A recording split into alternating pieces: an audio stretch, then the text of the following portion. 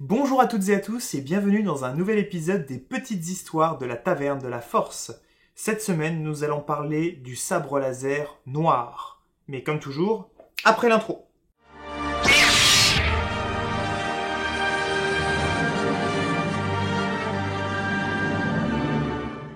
Avant de commencer, si vous ne connaissez pas encore cette chaîne, il s'agit d'une chaîne où nous discutons de plein de sujets relatifs à Star Wars. Et si vous n'êtes pas encore abonné, je vous invite à vous abonner et également à mettre la petite cloche pour être prévenu dès que nous sortons une vidéo. Nous en sortons une actuellement tous les jeudis.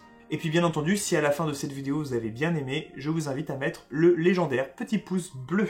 Alors vous connaissez tous le sabre laser, c'est l'un des symboles de l'univers de Star Wars. Pour certains, il est l'arme des Jedi et des Sith. Pour d'autres, seul un utilisateur de la Force est en capacité de pouvoir l'utiliser. Ces couleurs passent par toutes celles de l'arc-en-ciel, même le blanc, lorsque le cristal a été purifié. Mais saviez-vous qu'il existait un sabre qui appartenait au peuple des Mandaloriens et qui était de couleur noire? C'est de celui-ci que nous allons parler aujourd'hui. Le sabre noir n'est pas un simple outil à vocation militaire, il a également sa propre histoire et est également le symbole du pouvoir de Mandalore. Il a été conçu à l'origine par Tarre Vizsla, qui est le premier Mandalorien à avoir rejoint l'Ordre Jedi. D'ailleurs, nous rencontrons l'un de ses descendants dans la série The Clone Wars, Pre Vizsla, qui le brandit également.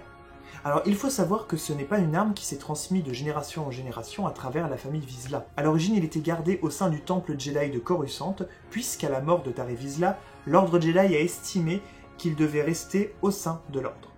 Ce n'est que bien des années plus tard que ce sabre a été récupéré par la force par la famille Vizsla qui a attaqué le temple Jedi. Ensuite, ce sabre sera perdu par Pre Vizsla lors de son coup d'état contre la duchesse Satine, puisque c'est Maul qui va le récupérer. Ensuite, nous apprenons plus tard dans Star Wars Rebels que Maul a conservé ce sabre noir. C'est Sabine Wren, une rebelle mandalorienne, qui va ensuite le récupérer.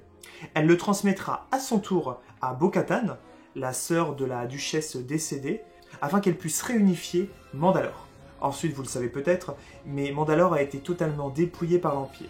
En plus du Beskar qui a été volé au peuple des Mandaloriens, le sabre noir a également été réquisitionné.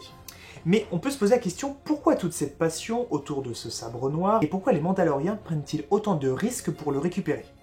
Ce sabre n'est pas une simple arme, qui est en plus très primitive comparée aux différents gadgets possédés par les Mandaloriens.